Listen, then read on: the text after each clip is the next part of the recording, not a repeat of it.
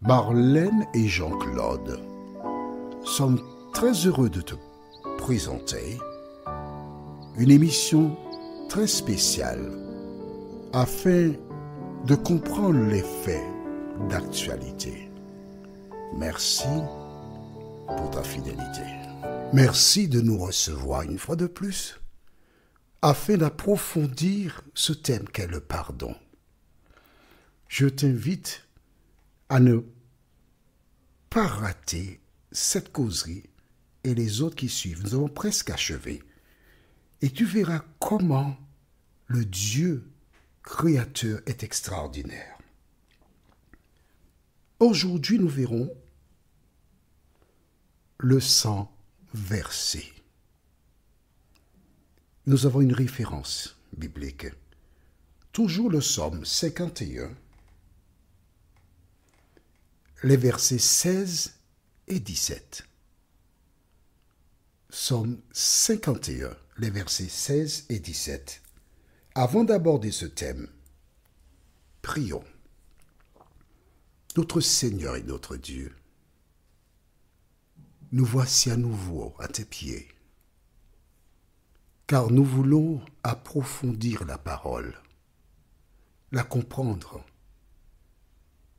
et la cacher dans notre cœur.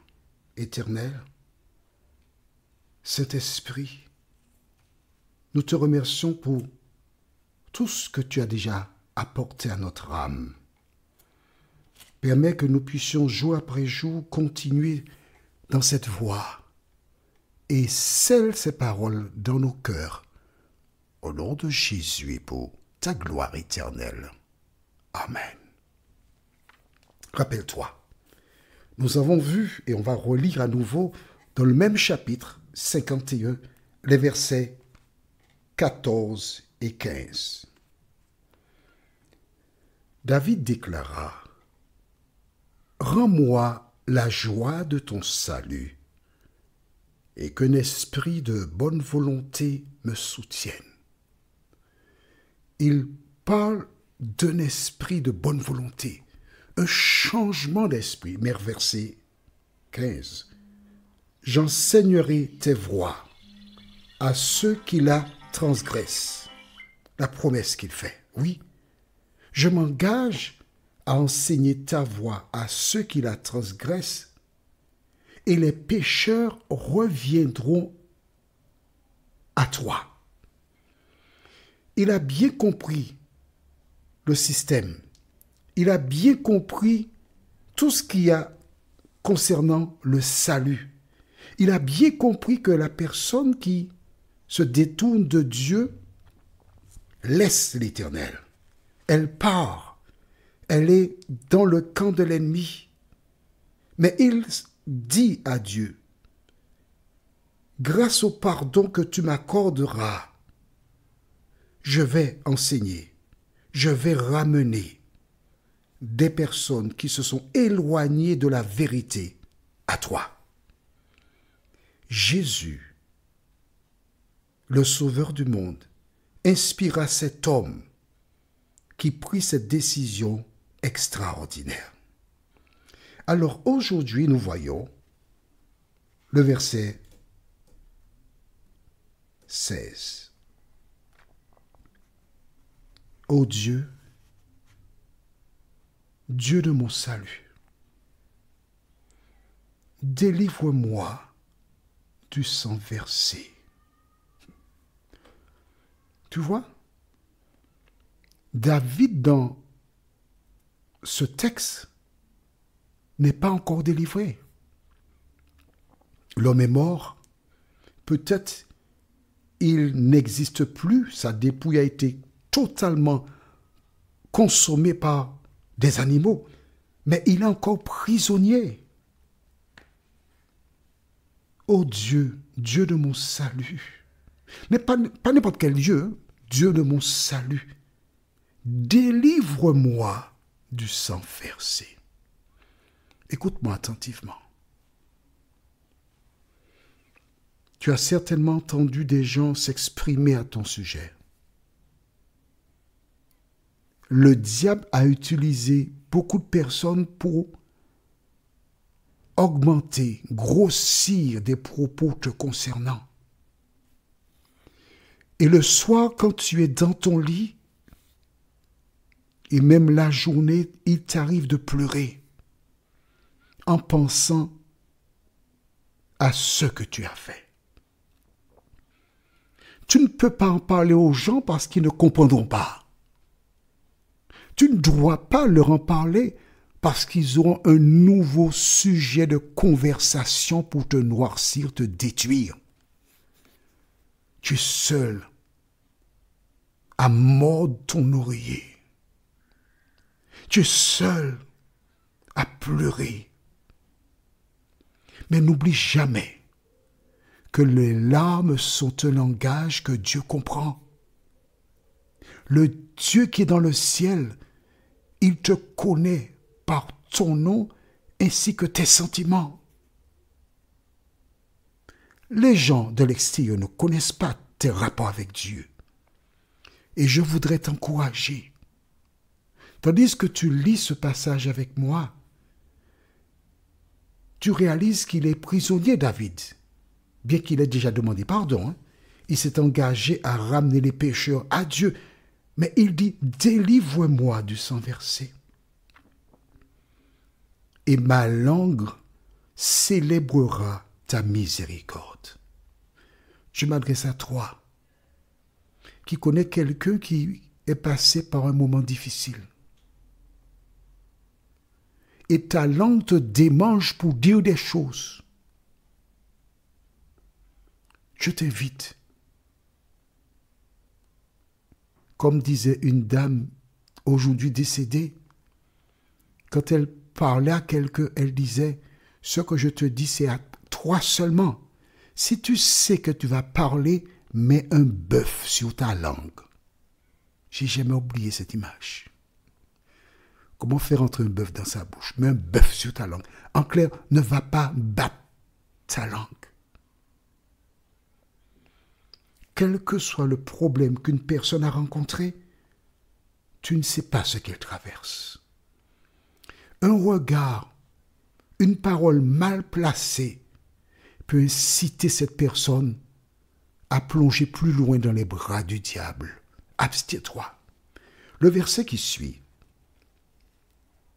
17. Seigneur, ouvre mes lèvres et ma bouche publiera ta louange. Amen.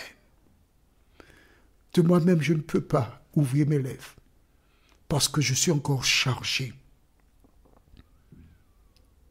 Mais Seigneur, lorsque tu m'auras délivré de cet état d'esprit, lorsque tu m'auras libéré, je te promets d'utiliser mes lèvres pour faire quoi?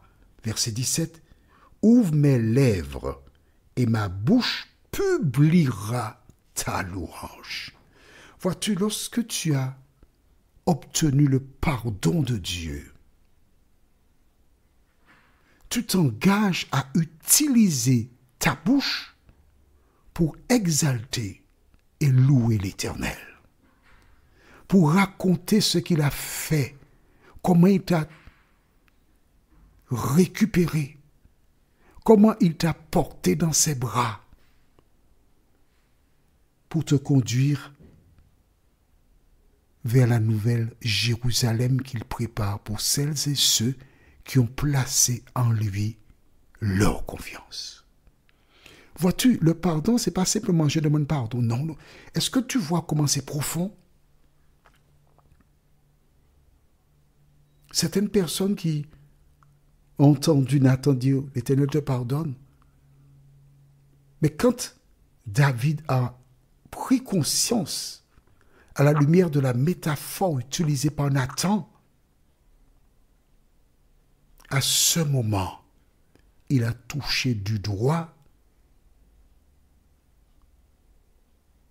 ses actions et il était prisonnier. Il était prisonnier puisqu'il dit « Seigneur, délivre-moi ». Aujourd'hui, nous sommes tous en quelque part prisonniers de quelque chose. Et je voudrais m'adresser à celles et ceux qui n'ont pas encore, et je ne souhaite pas qu'ils commettent des crimes ou des choses de ce type, parce qu'à la lumière de ce que je lis concernant David, mentalement, je réalise que c'est très difficile pour lui. Mais quel que soit le problème que tu rencontres, je voudrais te dire que Dieu déclara: vous ne serez jamais tentés au-delà de vos forces. Cela peut paraître difficile pour toi, pénible, mais Dieu a dit: vous ne serez jamais tentés au-delà de vos forces. Et comme Ésaïe le dit, chacun doit dire à son frère: courage.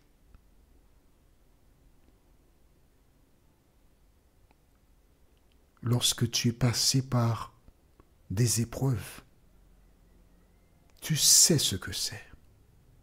Et tu ne dois pas non plus oublier ce que dit Jacques dans Jacques 3, verset 2. Nous bronchons tous de différentes manières. Il existe beaucoup de personnes qui ont commis des actes abominables. Et quand ces personnes prennent de l'âge, elles deviennent adultes, elles oublient leur passé et sont les premières à dire du mal de ceux qui passent par le même chemin qu'ils ont connu. N'oublie pas, Dieu te dit: ne jugez point.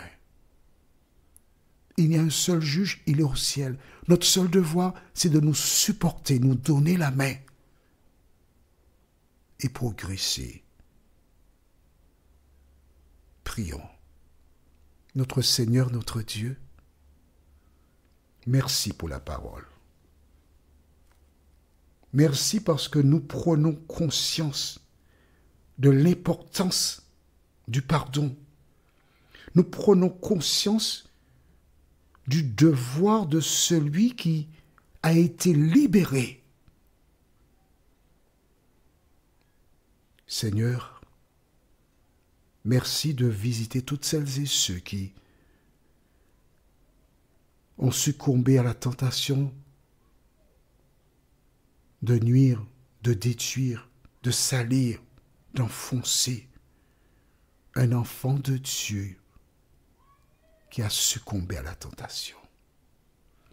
Seigneur, de nous aider à nous rappeler que toutes celles et ceux qui sont sur cette terre, c'est toi qui leur donnes le souffle de vie et que nous ne devons pas scandaliser quiconque. Aide-nous, Seigneur, à avoir les sentiments qui étaient en Jésus-Christ, nous t'en prions, au nom de notre Sauveur et pour ta gloire éternelle. Amen. Que l'Éternel continue de te bénir et il me tarde de te retrouver. Nous sommes parvenus au terme de notre réflexion.